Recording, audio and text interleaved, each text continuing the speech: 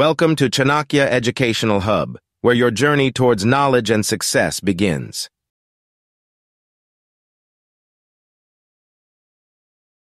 ఎక్కువ మంది యుఎస్ కి రావటం అనేది ఈ మధ్యన స్టూడెంట్స్ వస్తున్నారు. తెలుగు స్టేట్స్ నుంచి మనకి యుఎస్ వస్తున్నారు. యుఎస్ వచ్చి వీళ్ళందరి టార్గెట్ ఏంటంటే ఎంఎస్ డిగ్రీ చేయటము. స్టూడెంట్ గా అమెరికా వస్తున్నాను, నా యొక్క పర్పస్ ఆఫ్ విజిట్ ఏంటంటే చదువుకోవటం కోసం మాత్రమే. చాలా మంది ఈ గ్యాస్ స్టేషన్ లోనో లేకపోతే మోటల్స్ లోనో హోటల్స్ లోనో ఇక్కడ ఇవంతా కూడా ఇల్లీగల్ గా పనిచేయటమే. ఖచ్చితంగా పొరపాటున కనుక ఎక్కడన్నా పట్టుబడ్డారో అనుకోండి,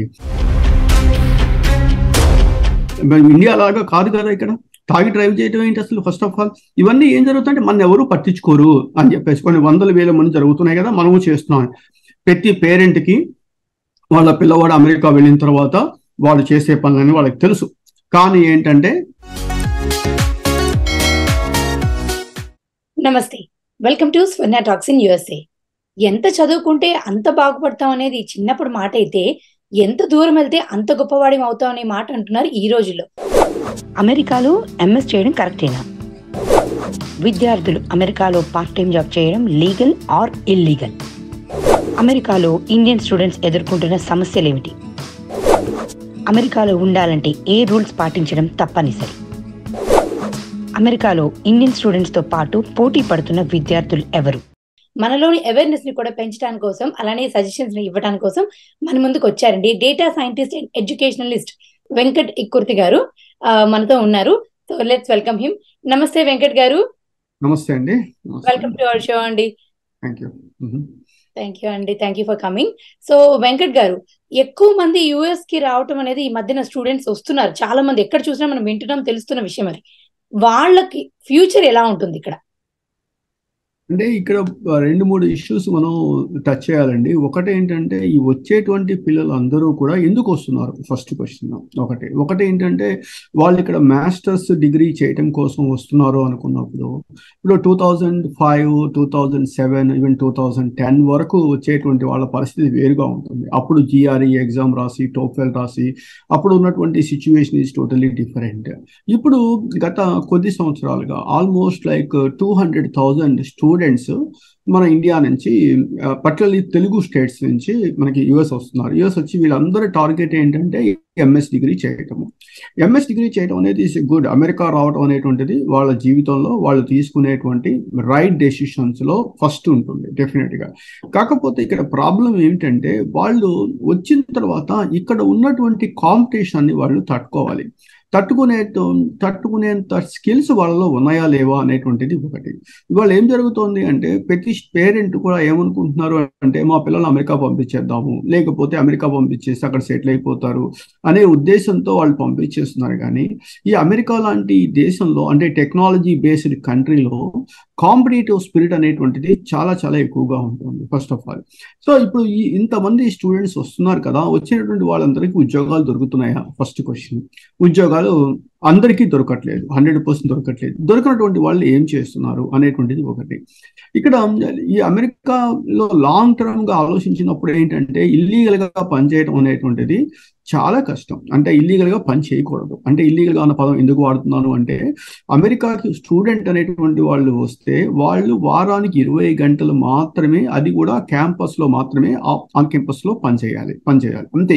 ఓన్లీ 20 hours మాత్రమే. కానీ మన వాళ్ళు ఇప్పుడు వాళ్ళు ఏం చేస్తున్నారంటే చాలా మంది ఈ గ్యాస్ స్టేషన్లోనో లేకపోతే మోటల్స్ లోనో హోటల్స్ లోనో ఇక్కడ ఇవంతా కూడా ఇల్లీగల్ గా పనిచేయడమే. ఖచ్చితంగా పొరపాటున కనుక ఎక్కడన్నా పట్టుబడ్డారో అనుకోండి, వాళ్ళని డిపోర్ట్ చేయడం జరుగుతుంది. అంటే వాళ్ళకు ఉన్నటువంటి డ్రీమ్స్, అమెరికాలో సెటిల్ అవ్వాలనుకునే డ్రీమ్స్ అన్ని కూడా పోతాయి. ఫస్ట్ ప్రాబ్లం అది ఒకటి. రెండవది, ఇప్పుడు వాళ్ళు వచ్చేటువంటి వాళ్ళు ఎలా నా దగ్గర చాలా మంది స్టూడెంట్స్ వస్తారు. నేను ఇండియాలో ఉన్నప్పుడు కానీ ఇక్కడ కానీ అమెరికా రమ్మంటారా, ఏమిటి పరిస్థితి అంటారు. నేను ఒకటే చెప్తాను, ఓకే మీరు అమెరికా రావడం అనేటువంటిది రైట్ డెసిషన్, అందుట్లో ఎలాంటి సందేహం లేదు ఫస్ట్ ఆఫ్ ఆల్. కాకపోతే వచ్చేటప్పుడు మీరు ఆలోచించాల్సినవి 2 ఉన్నాయి. ఒకటి, మీ ఫాదర్ కానీ మీ మదర్ కానీ మీ బ్యాంక్ కానీ ఎవరైనా సరే ఒక 40 లక్షల రూపాయలు అప్పిస్తున్నారు మీరు అమెరికా రావడానికి, ఎడ్యుకేషనల్ లోన్. మీరు ఈ 40 లక్షల రూపాయలు తిరిగి వాళ్ళకి ఎలా ఇస్తారో చెప్పండి. మొన్న ఈ మధ్య నేను ఒక SBI ఒక మేనేజర్తో మాట్లాడితే అతను చెప్తున్నాడు, లాస్ట్ కపుల్ ఆఫ్ ఇయర్స్ నుంచి వాళ్ళు ఇల్లు వేలం వేస్తున్నారట. అంటే లోన్ తీసుకున్న తర్వాత లోన్ కట్టకపోతే ఇల్లు ఆక్షన్కి వెళ్తుంది అనమాట. ఈ ఆక్షన్కి వెళ్ళే హౌసెస్ లో ఆల్మోస్ట్ 90% ఆఫ్ హౌసెస్ ఎవరివి అంటే పిల్లల చదువు కోసం అని అమెరికా వెళ్ళిపోయి వాళ్ళు డబ్బులు కట్టకపోవటం వల్ల చేస్తున్నారు అని చెప్పేసి. అంటే ఇక్కడ ఏం జరుగుతుంది, స్టూడెంట్స్ వాళ్ళు అమెరికా వచ్చేస్తున్నారు, వచ్చిన తర్వాత ఉద్యోగం దొరక్కపోవటము, లేకపోతే ఉద్యోగానికి సరిపోయేటువంటి స్కిల్స్ వాళ్ళకి లేకపోవడంతో అనవసరంగా ఏంటంటే వాళ్ళు సమస్యల్లో ఉండిపోయి వాళ్ళ పేరెంట్స్ని కూడా సమస్యల్లోకి తోసేస్తున్నారు, అంటే నెట్టేస్తున్నారు అనమాట. యాక్చువల్గా సోషల్ ప్రెషర్స్ మీద వాళ్ళని పంపించడం జరుగుతుంది కదండి. మరి వాళ్ళకి ఇప్పుడు ఈ అవేర్నెస్ లేదంటారా ఇండియాలో ఉన్న వాళ్ళకి? అవేర్నెస్ లేదు అని నేను అంటలేదండి. ఎందుకంటే ఇవాళ ఉన్నటువంటి ఈ మీడియా కావచ్చు, యూట్యూబ్లు లేకపోతే ఇలాంటి దానిలో అవేర్నెస్ ఉన్నదే అండి. కాకపోతే ఏమిటంటే కంపారిజన్. వాళ్ళ పిల్లవాడు అమెరికా వెళ్ళిపోయాడు, మన పిల్లవాడు కూడా అమెరికా వెళ్ళిపోవాలి అనేటువంటి భావన. అమెరికా వెళ్ళిన తర్వాత ఏం చేస్తున్నారు అనేటువంటి భావన వాళ్ళు ఆలోచించట్లేదు. రెండవది ఏంటంటే పేరెంట్స్ ఏం చేస్తున్నారు అంటే లోన్ తీసుకోవడము లేకపోతే ఇంకోటి చేసుకుని వాళ్ళని అమెరికా పంపిస్తున్నారు. పంపించిన తర్వాత మనం ఆలోచిద్దాం, అమెరికాలో వాళ్ళు ఉండటానికి ఏదో 4-5 స్టూడెంట్స్ కలిసి ఉన్నారు అనుకుందాం. ఫర్ ఎగ్జాంపుల్ నెలకు ఒక $400-500 వాళ్ళకి అకామిడేషన్ అవుతుంది. ఒక $200 to $300 లైక్ ఒక ఫుడ్ ఎక్స్పెన్సెస్ అవుతాయి. రిమైనింగ్ ఎక్స్పెన్సెస్ ఒక $200 to $300 అవుతాయి. టోటల్గా మొత్తం ఎంత అయింది, ఒక $1,000 వాళ్ళకి పర్ మంత్ ఎక్స్పెన్సెస్ అవుతాయి. ఈ పర్ మంత్ ఎక్స్పెన్సెస్ ఎవరు ఇస్తున్నారు అంటే వాళ్ళ parents. They are able to effort to send these $1,000 every month పంపించే స్థితిలో వాళ్ళు ఉన్నారా? First question. లేనప్పుడు వీళ్ళు అమెరికా వచ్చేసిన తర్వాత వాళ్ళ ఉద్దేశం ఏంటంటే అమెరికా వెళ్ళిపోయి మనం ఏదో ఒక ఆర్డు జాబ్ చేసేసుకొని బతికేద్దాము అనేటువంటి ఒక భావనలో వాళ్ళు వచ్చేస్తున్నారు. కానీ అందరికీ తెలిసిన విషయమే, నేను స్టూడెంట్గా అమెరికా వస్తున్నాను, నా యొక్క పర్పస్ ఆఫ్ విజిట్ ఏంటంటే చదువుకోవటం మాత్రమే. కానీ నేను పని చేయకూడదు అన్న విషయం అందరికీ తెలుసు. తెలీదు అనేటువంటి పదం లేదు, తెలిసినా సరే మన ఎవరు పట్టుకోపోయారులే అనేటువంటి ఒకే ఒక్క భావనతో వాళ్ళు ఈ పనులన్నీ చేసేస్తున్నారు. ఇప్పుడు మనం కొన్ని ప్లేసెస్కి వెళ్ళి చూస్తే యూ డోంట్ బిలీవ్ దట్ ఇవాళ కొన్ని క్రైమ్స్ అండి, కొన్ని చోట ఇప్పుడు వీళ్ళని పొడి చేస్తున్నారని దాన్ని రకరకాల న్యూస్ మనం వింటున్నాం. ఇవన్నీ ఎందుకు జరుగుతున్నాయి? ఇప్పుడు మనకు తెలుసు 1975లో లేకపోతే 1995-90 వరకు ఇప్పటికీ కూడా 45% of doctors from Indian origin. ఇది అమెరికాలో. ఆ డాక్టర్స్కి ఎంత రెస్పెక్ట్ ఇస్తున్నారు అమెరికాలో, అంత రెస్పెక్ట్ ఇస్తున్నారు. ఇప్పుడు సపోజ్ ఐటీలో నేను 99లో ఎప్పుడో వచ్చాను. 99లో వచ్చేసి ఇప్పటి వరకు ఎన్ని జాగ్రత్తలు తీసుకొని మనం ఇక్కడ ఉంటాము, ఎందుకంటే అమెరికాలో రూల్స్ పాటించాలి అనేటువంటిది ఒకటి. ఎప్పుడైతే మనం డాక్టర్స్ అమెరికా వాళ్ళ జాబులు తీసుకోలేదు, ఐటీ వాళ్ళు అమెరికా వాళ్ళ జాబులు తీసుకోలేదు. బాగా గుర్తుపెట్టుకోండి, డాక్టర్స్ అమెరికా వాళ్ళ జాబ్స్ అమెరికాలో డాక్టర్స్ లేకపోవడం వల్ల ఇండియా నుంచి వచ్చేస్తున్నారు, వాళ్ళు హెల్ప్ చేస్తున్నారు. ఐటీ వాళ్ళ పరిస్థితి అంటే ఐటీ వాళ్ళు కూడా అమెరికాకి ఐటీ ప్రొఫెషనల్స్ కావాలి కాబట్టి వచ్చేస్తున్నారు. కానీ గత 5-6 years నుంచి ఏం జరుగుతుంది అంటే అమెరికన్స్ యొక్క జాబ్స్ మన వాళ్ళు లాగేసుకుంటున్నారు. ఫస్ట్ ఆఫ్ ఆల్ అంటే ఏ గ్యాస్ స్టేషన్లో పనిచేసే జాబ్స్ కానీ, ఈ హోటల్లో పనిచేసే చిన్న జాబ్స్ ఉంటాయి చూసారా, గంటకి $15 లేకపోతే మినిమం పే చేసేటువంటి జాబ్స్ ఇంతకు ముందు మన వాళ్ళు ఎవరూ పనిచేయలేదు. 2010 వరకు 2005 వరకు మన వాళ్ళు ఎవ్వరూ కూడా ఇలా హోటల్లోనో మోటల్లోనో పనిచేసేటువంటి వాళ్ళు మీకు ఎక్కడా కనపడరు. కానీ ఇవాళ ఏమైపోయింది, మనం వెళ్ళి చూస్తే మనకి కనపడుతున్నారు. సో ఈ అమెరికన్స్ అంటే అమెరికాలో కొంతమంది చేసేటువంటి ఈ జాబ్స్ని మన వాళ్ళు లాగేసుకోవడం బిగించేశారు. దానివల్ల ఏం జరిగింది, వాళ్ళకి అన్ఎంప్లాయ్మెంట్ పెరిగిపోయినప్పుడు వాళ్ళకి కొంచెము ఇప్పుడు ఫర్ ఎగ్జాంపుల్ తెలుగు రాష్ట్రాలను తీసుకున్నారనుకోండి, తీసుకుంటేనే హైదరాబాద్ అని, తెలంగాణ అని, ఆంధ్ర అని ఇంత వేరియేషన్ చూపించే పరిస్థితి కనపడుతుంది. అలాంటిది ఈ దేశం వచ్చేసి అంటే అమెరికా లాంటి దేశం వచ్చి అమెరికాలో పుట్టి పెరిగినటువంటి వాళ్ళ యొక్క జాబ్స్ మనం లాగేసుకుంటున్నాము అంటే డెఫినెట్గా వాళ్ళ కోపం ఉంటుంది కదా, ఉండదనే పరిస్థితి ఏం కాదు కదా. సో కాబట్టి ఏంటంటే మనం అలాంటి జాబ్స్ చేస్తున్నామని అమెరికా రావట్లేదు. రావట్లేదు. మనం వచ్చింది ఎందుకు? చదువుకోవడం కోసం వచ్చాం. చదువుకున్న తర్వాత మీకు ఓపీటీ స్టేటస్ 3 సంవత్సరాలు ఓపీటీ స్టేటస్ ఇస్తారు ఎస్టీఎంలో వాళ్ళకి. సో 3 సంవత్సరాలు హాయిగా పని చేసుకోవచ్చు. ఆ తర్వాత H1B ఫైల్ చేస్తారు, ఈ కంపెనీ ఎవరో ఫైల్ చేస్తారు. ఆ తర్వాత ఆటోమేటిక్ గా 6 years H1 ఉంటుంది. ఆ తర్వాత గ్రీన్ కార్డు, ఆ తర్వాత సిటిజన్. ఇది ఒక perfect way people go with that.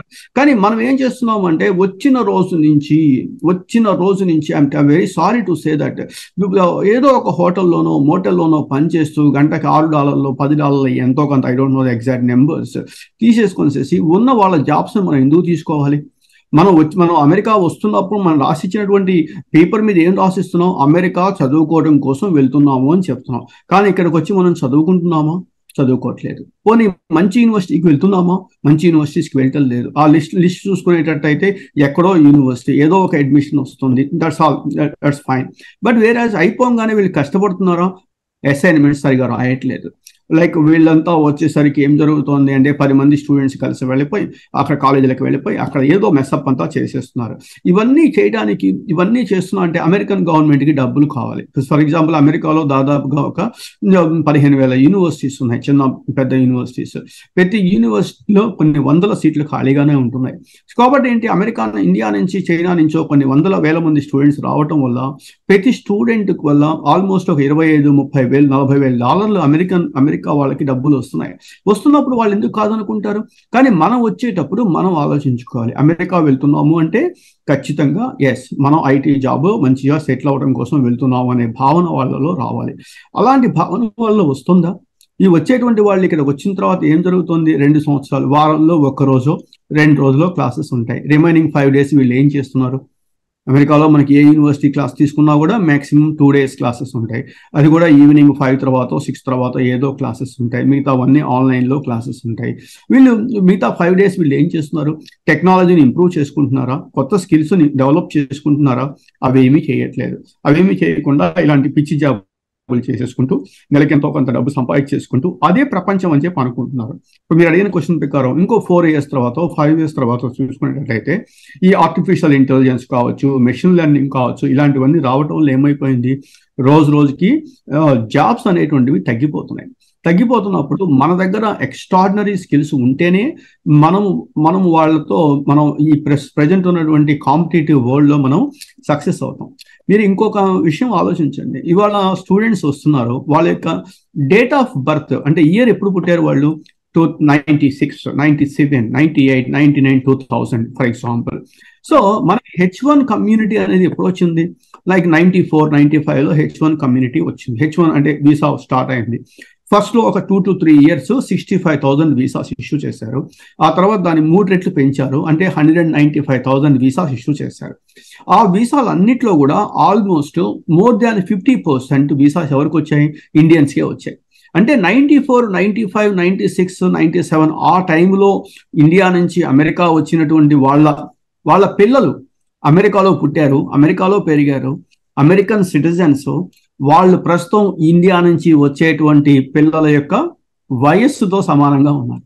వాళ్ళు కూడా ఉద్యోగాలు వెతుక్కుంటున్నారు ప్రస్తుతం. అంటే ఏం జరుగుతుంది? వీళ్ళ ఇండియా నుంచి వచ్చేటువంటి వాళ్ళకి కాంపిటీటర్స్ ఎవరు? సరే, అమెరికన్ పిల్లల గురించి పక్కన పెడదాం, మన వాళ్ళ గురించి ఆలోచిద్దాం. సో ఇన్ని సంవత్సరాల నుంచి అంటే 190,000లో ఆల్మోస్ట్ 50% ఇండియన్స్ ఉన్నారు అనుకుందాం. వాళ్ళలో 50% వాళ్ళకి పిల్లలు ఉన్నారు అనుకోండి.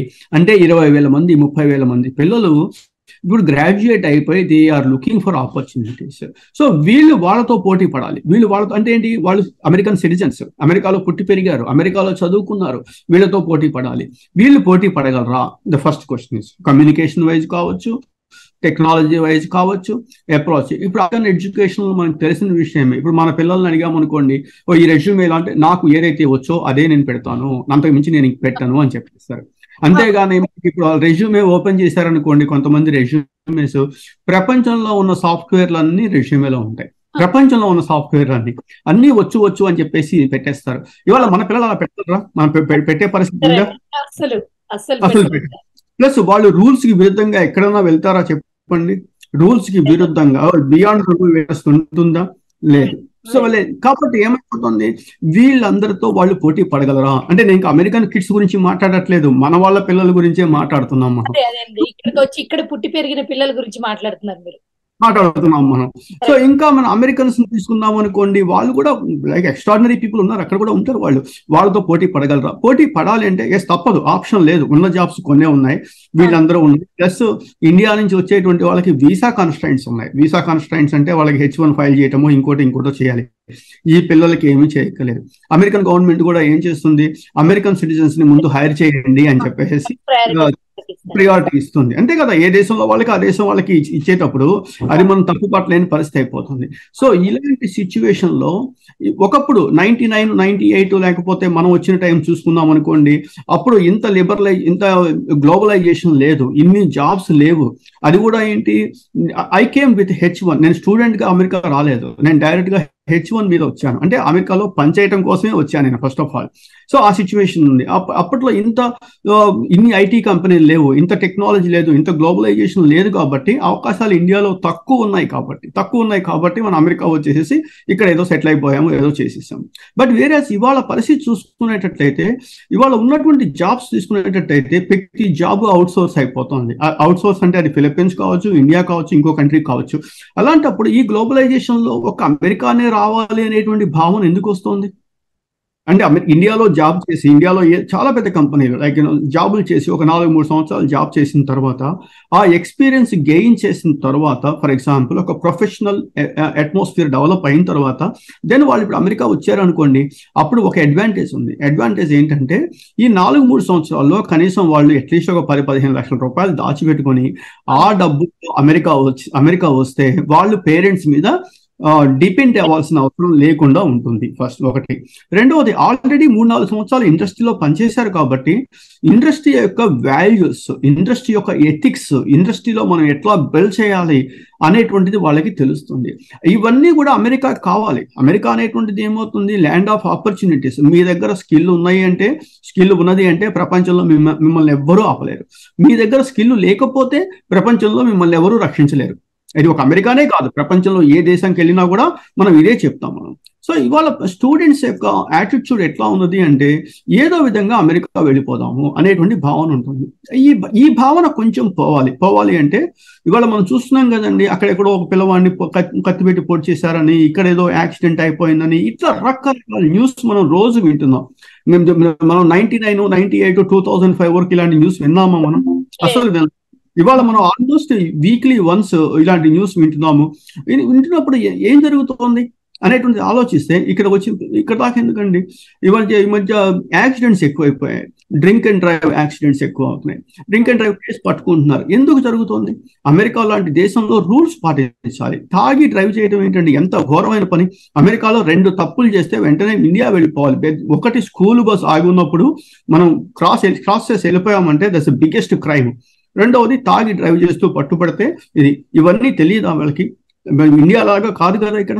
తాగి డ్రైవ్ చేయడం ఏంటి అసలు? ఫస్ట్ ఆఫ్ ఆల్ ఇవన్నీ ఏం జరుగుతుందంటే, మన ఎవరు పట్టించుకోరు అని చెప్పేసి కొన్ని 100,000 మంది జరుగుతున్నాయి కదా, మనము చేస్తున్నాం. పొర్రపాటున పట్టుబడితే మనం లైఫ్ కాదు, ఫ్యామిలీస్ అన్నీ కూడా మొత్తం స్క్రూడప్ అయిపోతాయి అన్న భావన పేరెంట్స్ వాళ్ళ పిల్లలకి చెప్పాలి. అమెరికా వచ్చేటువంటి పిల్లలకి కొంచెం అవేర్నెస్ ప్రోగ్రామ్ పెట్టాలి. ఇవాళ స్విమ్మింగ్ పూల్లో దూకుతారండి. స్విమ్మింగ్ రానప్పుడు ఎందుకు దూకాలి? First of all basic criteria, swimming రానప్పుడు పక్కన కూర్చోవాలి, లేకపోతే లైఫ్ జాకెట్ పెట్టుకొని చేసి దిగాలి. ఇవి 2 లేకుండా దూకటం ఎందుకు అసలు? దూకి అక్కడ చనిపోయారు అనుకోండి, మళ్ళీ గో ఫండ్ మీ అని చెప్పేసి ఒక ఫండ్ పెట్టేసేసి ఆ డబ్బులు వసూలు చేసి ఏదో చేస్తారు. ఇలాంటివన్నీ ఏంటంటే మనకి తెలుసు. ఇందా మీరు సరే, తెలియకుండా మాత్రం లేదు, 100% లేదు. ప్రతి పేరెంట్కి వాళ్ళ పిల్లవాడు అమెరికా వెళ్ళిన తర్వాత వాళ్ళు చేసే పనులని వాళ్ళకి తెలుసు. కానీ ఏంటంటే, ఇండియాలో కన్నా అమెరికాలో కొంతవరకు బెటర్లే, ఏదో సెటిల్ అవుతాడు అనేటువంటి భావనతో వాళ్ళు పంపిస్తున్నారు. పంపించేటప్పుడైనా సరే కనీసం వాళ్ళ యొక్క రెస్పాన్సిబిలిటీస్ వాళ్ళకి చెప్పగలిగితే దట్ ఈస్ రియల్లీ అప్రిషియేటెడ్. ఎందుకంటే ఉద్యోగం కావాలి. అమెరికా లాంటి దేశంలో ఉద్యోగం లేకపోతే చాలా కష్టం. ఉద్యోగం కావాలి కాబట్టి టెక్నాలజీని బిల్డ్ చేసుకోవాలి. ఏ స్కిల్స్ డెవలప్ చేసుకోవాలి అంటే, ఏ స్కిల్స్ మీద డిమాండ్ ఉంటుందో ఆ స్కిల్స్ని మనం డెవలప్ చేసుకోవాలి. Thank you so much Venkat గారు. ఎందుకంటే చాలా మంది మీరు చెప్పినట్టుగా ఇందాక ఏమంటారు, ఫ్యామిలీ పరంగా అలాగే సోషల్ పరంగా అలానే ఇన్ఫర్మేషన్ సరిగ్గా లేక, నాలెడ్జ్ లేక కూడా ఇక్కడికి వచ్చేసి చదువుకొని ఏదైనా చేసేసి బతికేయచ్చు అనే ఒక ఒపీనియన్ తో వస్తూ ఉంటారు. సో వాళ్ళకి ఇది నిజంగా కూడా చాలా ఇన్ఫర్మేటివ్ అండ్ అలానే కనువిప్పు అంటారు చూసారా అండి, ఐ ఓపెనింగ్ అండ్ అలాంటి ఇన్ఫర్మేషన్ మీరు ఇచ్చారు. So thank you so much Venkat గారు, ఈ రోజు మా షోకి వచ్చినందుకు, ఇన్ఫర్మేషన్ అంతా షేర్ చేసుకున్నందుకు. మళ్ళీ నెక్స్ట్ వీక్ మనం ఇంకొక మంచి టాపిక్ తో అలానే ఎంతో మందికి రీచ్ అయ్యే ఇన్ఫర్మేషన్ తో మనం మళ్ళీ ముందుకు వచ్చేద్దామండి. సో మచ్ అండి. సో వ్యూయర్స్, ఇలాంటి ఇన్ఫర్మేటివ్ షోస్ కోసం చూస్తుండండి స్వర్ణ talk. Chanakya Educational Hub, where dreams take flight and become reality. Please subscribe our channel for more updates and interesting facts about quality education.